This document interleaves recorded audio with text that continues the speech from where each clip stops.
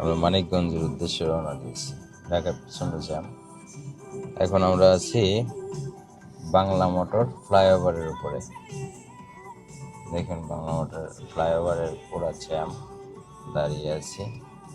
কতক্ষণে বের হবো ঢাকায় ছাড়বো জানি না, মোটামুটি আরো 30 মিনিট লাগতে পারে মেবি আমাদের ঢাকা ছাড়তে, দেখা যাক।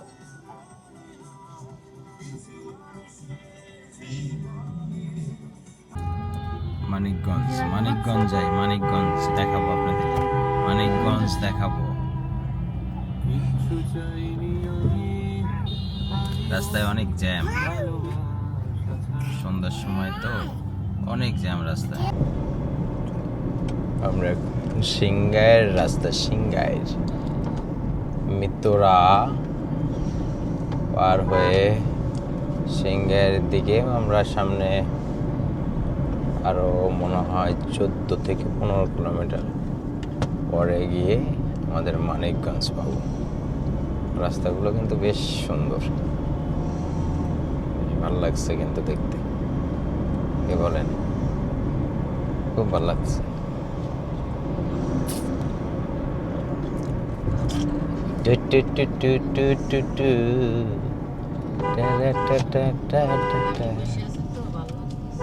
হ্যাঁ হ্যাঁ ঠিক, বিষয়টা এরকমই হয়।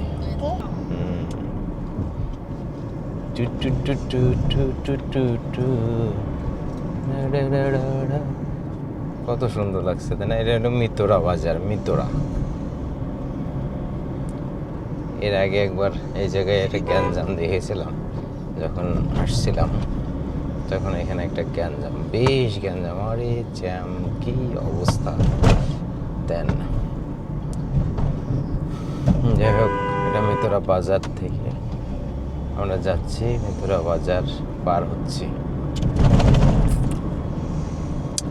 কেউ কি আছেন এদিকের? আমার কিন্তু বেশ ভালো লাগে এই রাস্তাগুলো দিয়ে গেলে, খুবই ভালো লাগে। আর একটু বিকালে দিকে একটু সন্ধ্যার আগ দিয়ে আসলে খুব আরেকটা অন্যরকম ফিল পাওয়া যায়। অবশ্যই এখনকার সৌন্দর্যটা আলাদা, বিকালের সৌন্দর্যটা আলাদা।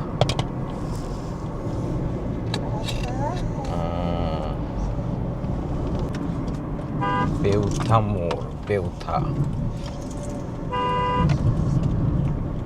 আর এখান থেকে মানিকগঞ্জ মেবি 5 কিলোমিটার আছে। এটা বেউথা। আমাদের এই দিক দিয়ে একটা রাস্তা আছে যাওয়ার মতন, কিন্তু আমি মানে আমাদের মানে সেখানে আমরা যাব, সেখানে যাওয়ার মতন রাস্তা একটা ডাইনে কোথায় যেন আসছে, কিন্তু সেটা আমরা জানি না। আমরা একবারে টাউন, একদম মেইন টাউনে যাই, তারপরে রাস্তাটা খুঁজি। ঠিক আছে, দেব। এটা চলে গেল একদম স্ট্যান্ডে, মানিকগঞ্জ স্ট্যান্ডের দিকে। এটা ডাইনে চলে গেল, হ্যাঁ মেইন রোড গেল এই রাস্তা। আর এটা আমরা যাবো এদিকে, এটা জয় মণ্ডপের দিকে চলে গেছে, মেইন যেটাকে বলে বাজার, মেইন বাজার এটা। বাবা ফুলের দোকানগুলো আছে। আমার পিছনে যেটা দাঁড়িয়ে আছে এটা হচ্ছে মত্তর, ঐতিহ্যবাহী মত্তের মঠ। এই মঠটা হেমসেন এবং প্রসন্ন সেন তার বাবার নামে 200 থেকে 250 বছর পূর্বে এটা করছিল, তৈরি করেছিল। এখনও সেটা সুন্দর করে দাঁড়িয়ে আছে দেখেন, কিন্তু সংস্কারের অভাবে এটা এখন ভঙ্গুর অবস্থা। প্রায় 200 থেকে 250 বছর পূর্বে এটা তৈরি হয়। এটা সংস্কারের অভাবে 200 ফুট উচ্চতার এই মঠ, এটা ঐতিহ্যবাহী। এটা মানিকগঞ্জ সদর থেকে মোটামুটি স্ট্যান্ড থেকে মোটামুটি 30 থেকে 40 টাকা চলে আসা যায় এখানে এই গন্তব্যে। পাশেই আমরা যাব একটু পরেই, সেখানে অমর্ত্য সেনের বাড়ি। আমি যতটুকু আন্দাজ করতে পেরেছি লোকের মুখে, এই সামনের এই বাড়িটা, মানে যে এই যে একটা বাড়ি, ওই ভিতরের বাড়িটা, এটা হচ্ছে অমর্ত্য সেনের বাড়ি। এখন অন্য মানুষ আছেন, তাদের কেউ নাই। আমরা যাব, দেখি। আমি যাচ্ছি এই বাড়ির উদ্দেশ্যে। আপনাদের অমর্ত্য সেনের বাড়িটা সে কি পরিস্থিতি আছে এখন, সেটা কিছু দেখা যায় কি না, চলুন সাথে থাকেন। এটা অমর্ত্য সেনের বাড়ির এই রোড দিয়ে গিয়ে এখানে, এইটা অমর্ত্য সেনের বাড়ির রাস্তা। মানে কেউ না থাকলে সেই ঐতিহ্য, কেউ না থাকলে এখন যারা আছেন তারা তাদের মতন করে আছেন। এটা হলো অমর্ত্য সেনের বাড়ির রাস্তা,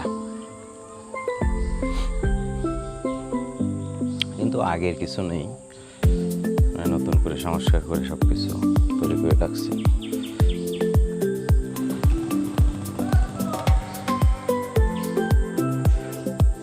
দেখি আছে কিনা কোনো পুরাতন স্মৃতি।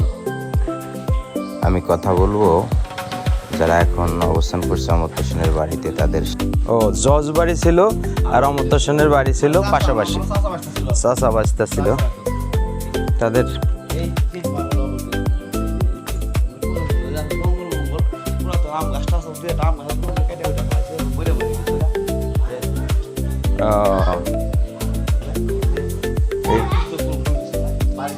কিছুই নাই তাদের, কিছুই নাই। এটা হলো অমর্ত্য সেনের ভিটা ছিল। 50 ডিসিমেল জায়গা ছিল ওনাদের, আর পাশে ছিল জজ বাড়ি, তার ছিল হচ্ছে 50%। এখন কিছুই নাই দেখার মতন, কিংবা ঐতিহ্যবাহী কিংবা তাদের স্মৃতির কিচ্ছু নাই। জঙ্গল ছিল একেবারে। তারপরও মাটির এটা দেখলাম, এই আর কি।